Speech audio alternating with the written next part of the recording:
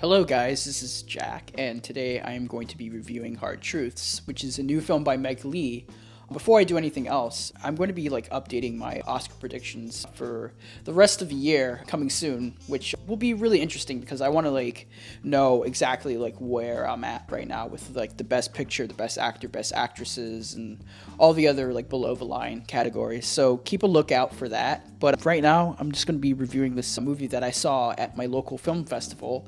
And it was one of the most anticipated movies of the festival because Mike Leigh as a director is really interesting. He hasn't done anything for the past, 8 or 9 years. The last film that I saw from him was Happy Go Lucky, which was, I think, in 2010. I actually watched that recently for the first time, and I thought it was really, really good. So we're going to be talking about Hard Truths in just a few seconds, so let's get into it. So Hard Truths is a modern tale that is set in the modern age, and it's starring Marianne Jean-Baptiste reteaming with Mike Leigh.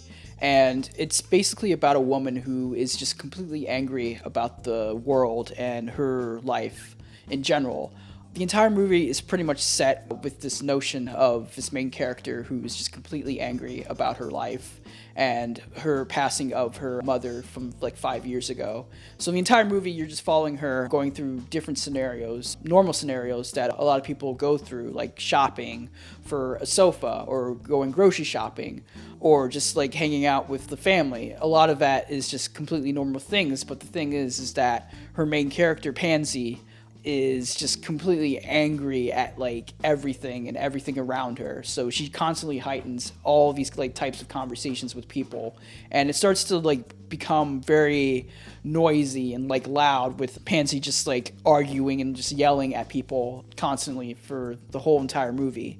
But then, halfway through, there's a shift in the movie where you see the layers of Pansy as she tries to live through her grief with her mother passing away from 5 years ago. She still has that grief inside of her, and she can't get out of it. She can't get out of the hole, and she becomes really depressed. And her friends are trying to help her out, but she's not communicating with other people around her. She's just holding it in. And even when she does say that she's depressed, a lot of the family members are still trying to figure out how to actually take that information and kind of make it more whole.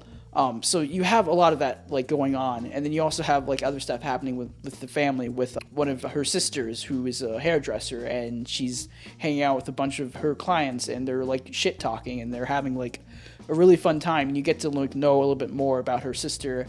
And then once the story converges between Pansy and her sister, you start to really realize their dynamic throughout the entire film. And that's just the basic gist of Hard Truths.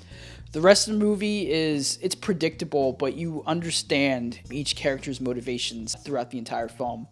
And I'm going to say something about the performances in this film, which I think are the standouts.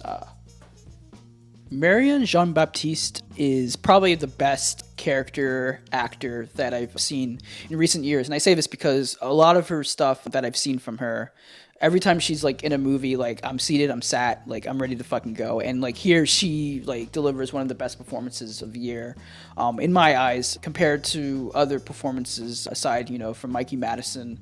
And I still haven't seen Angelina Jolie for Maria, so I can't really tell about that. But now I really think it's between Mikey Madison and Marianne Jean-Baptiste. Both of their characters are very nuanced and rich.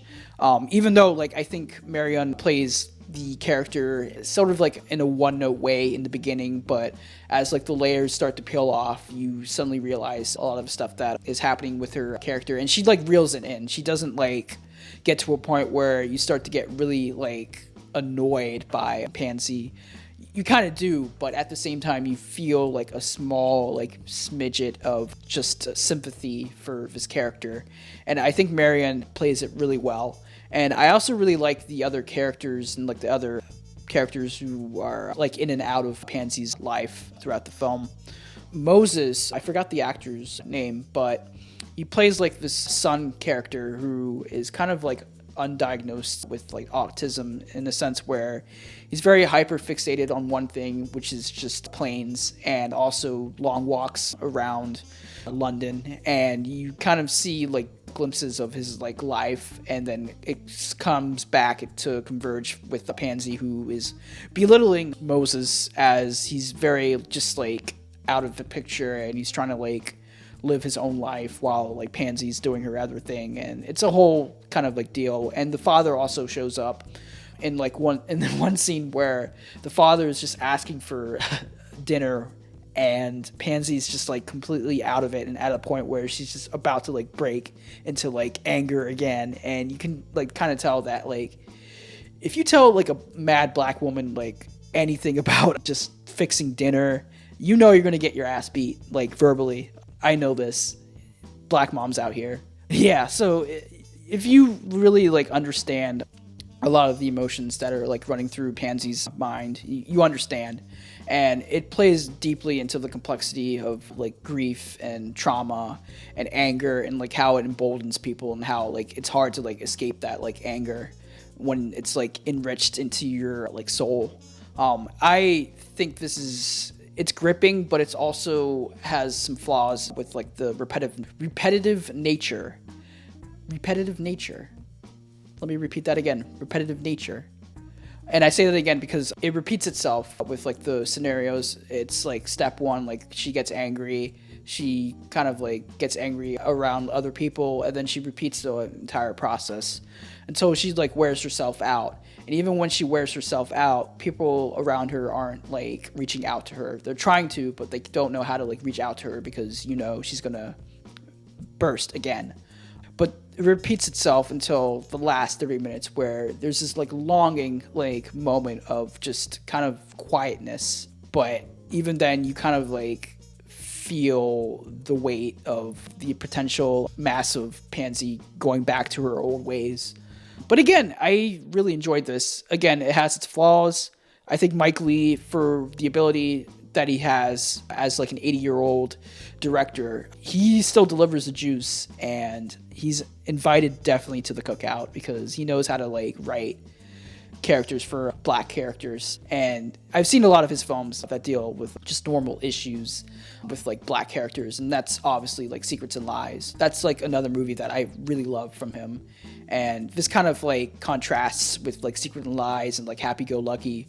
With Happy Go Lucky, the main character is just like happy the entire time, and she's like radiant with like optimism, while Pansy is just completely angry all the time whatsoever, until the last 30 minutes where you again see the layers of her angerness. But yeah, I really enjoyed this. I don't want to like go super deep into it, but but yeah, my mind is blank. It's been like a long week, but yeah, I really enjoyed this. I gave it a 3.5 out of 5.